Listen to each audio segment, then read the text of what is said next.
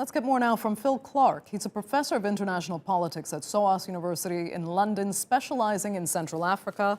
He joins us now from London. Thanks so much for being with us. You know, the knowledge of this particularly brutal history in the DRC, it hasn't just come to light. It's been known for decades, if not centuries, really. And it led to the death of an estimated 10 million people. Do you find it a bit maybe appalling now that it's only just being expressed as regretful by the King of Belgium? It's not an official apology. And only now are these statues being dismantled? It is, Andrea, very shocking in many ways that it's taken this long for Belgian society to really start to come to grips with the impact of colonialism.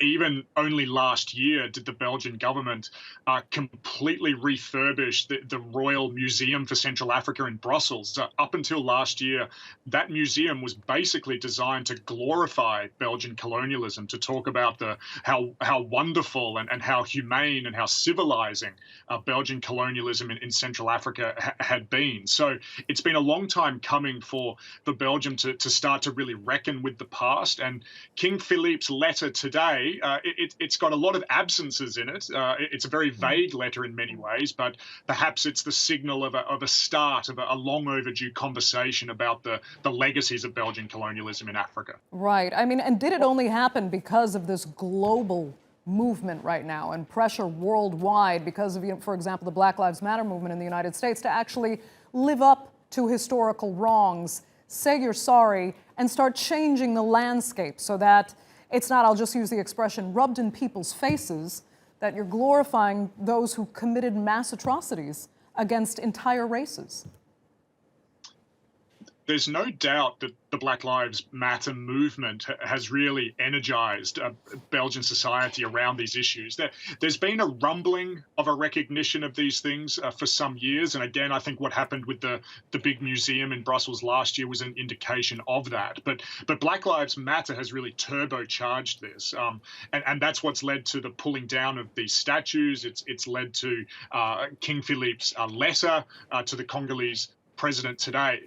But in many ways, all of this will be very almost meaningless if it doesn't lead to concrete action. And that's the reaction coming out of Congo today to King Philippe's letter is words are very easy. They're long overdue and they're welcome, but in many ways they're easy.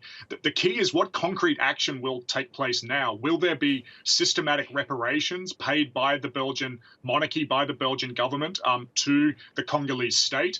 Will there be some sort of truth commission into the full details of what Belgium did? These are the much more important actions that I think many Congolese expect need to happen now on the back of King Philippe's letter. Because tell us a little bit more about exactly what colonial exploitation of the DRC in Belgium's case meant. I mean, it wasn't just the lives that were destroyed, it was also the environment being destroyed, the ivory, the rubber that led to massive environmental degradation. Are they looking at that as well? That's going to need to be part of this conversation, Andrea, is just the scale of damage that Belgian colonialism brought to Congo. That, as you say, it wasn't just the death toll, it was the massive environmental damage, but also the huge economic damage. You could argue in many ways that the Congolese economy has never fully recovered from Belgium's rapacious regime during the colonial period.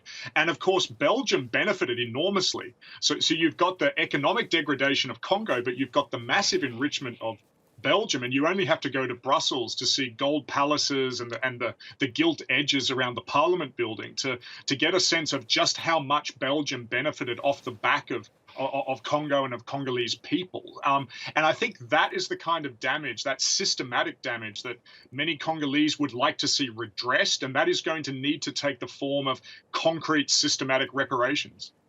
Professor Phil Clark, thanks so much for joining us there from London. We really appreciate it.